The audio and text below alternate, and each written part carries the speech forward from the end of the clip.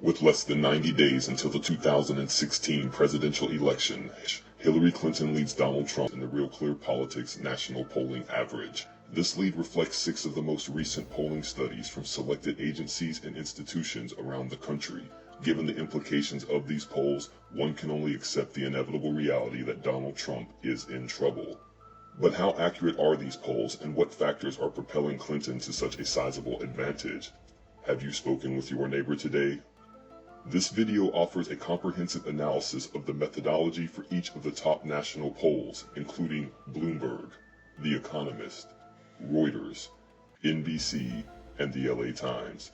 This is a disturbing expose of 21st century voter suppression. Bloomberg. Hillary Clinton leads by 6 points. After polling 749 likely voters, Clinton held a slim 3-point advantage over Donald Trump.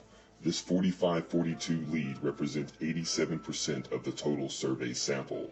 So why does Hillary Clinton have a 6-point advantage? Of the remaining population, 7% indicated they were unsure or unlikely to vote, with 6% refusing to complete the survey.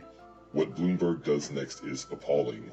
Researchers split the final 7% of unlikely voters according to which direction they may be leaning, thus awarding Hillary Clinton a 3-point bonus. After polling 87% of all likely voters, Clinton led by 3 points. After polling 7% of unlikely voters, Hillary Clinton led by 6 points. So what type of participants does Bloomberg solicit when conducting its research? Page 10 of the available methodology shows a bias of 5.3% more Democrats polled over the last 3 national surveys, all of which were conducted this year. Although polling bias varies by cycle, the overall trend appears to be consistent for the past 6 years. Why is Bloomberg polling so many Democrats? According to the Pew Research Center, a world-renowned source for bipartisan data, Republican turnout is at its highest level since 1980, a span of 36 years. Even the most recent Gallop poll shows a national split among likely Democrat and Republican voters. In summary, Hillary Clinton led Donald Trump by 3 points after polling 87% of the total field.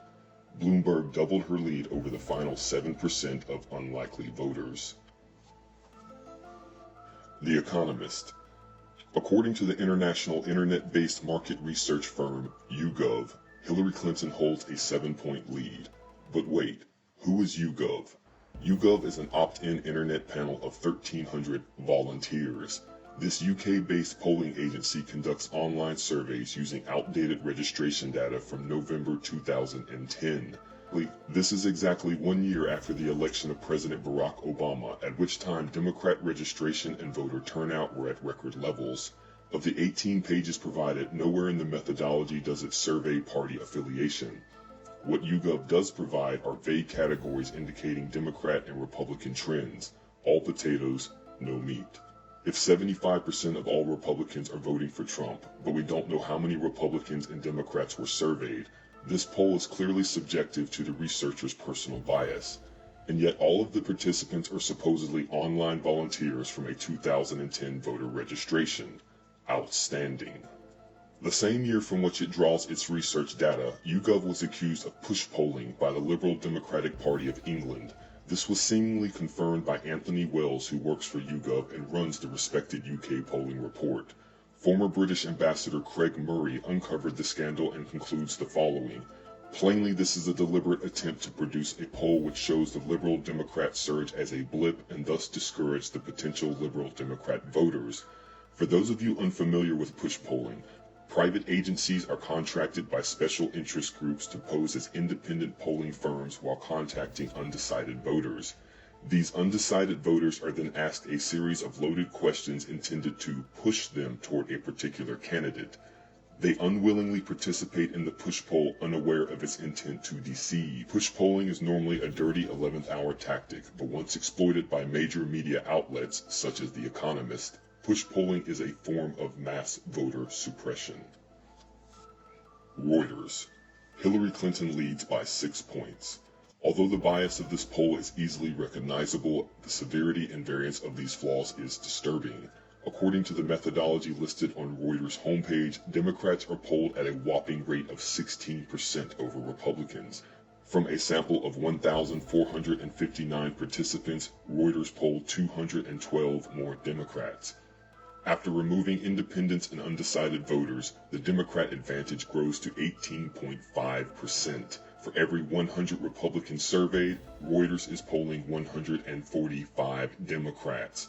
Even when looking at congressional head-to-head matchups, voters indicate they would vote Democrat by a 13% margin, some of whom don't even know who the candidates are.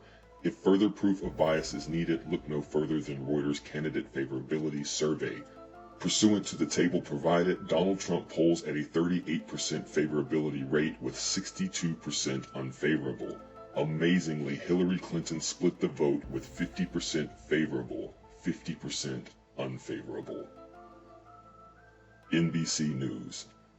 It should come as no surprise Hillary Clinton holds her biggest lead of 9 points via the Peacock network. Only 5 pages of limited methodology are provided, and much of the data has not been updated since early summer. Over the last 3 NBC SurveyMonkey polls, Democrats were sampled by a margin of almost 7% over their Republican counterparts. In fact, Democrats have been polled disproportionately in 24 consecutive surveys.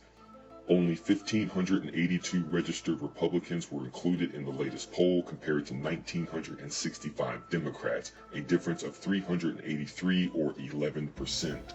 For every 100 Republicans surveyed, NBC polls 124 Democrats. The Peacock Network makes no attempt to conceal its progressive polling agenda. Questions pertaining to stricter gun control, equal rights for blacks, free college tuition, and increased federal regulations leave no doubt as to the institutional bias of NBC News. Not much can be said about the LA Times for 2 reasons. First, it's the LA Times. Second, there is very little methodology with regard to party affiliation and/or voter registration.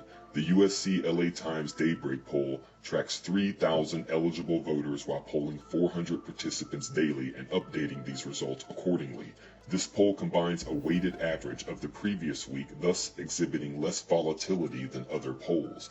Such is the case of the latest Rasmussen poll, where Hillary Clinton leads by 3%.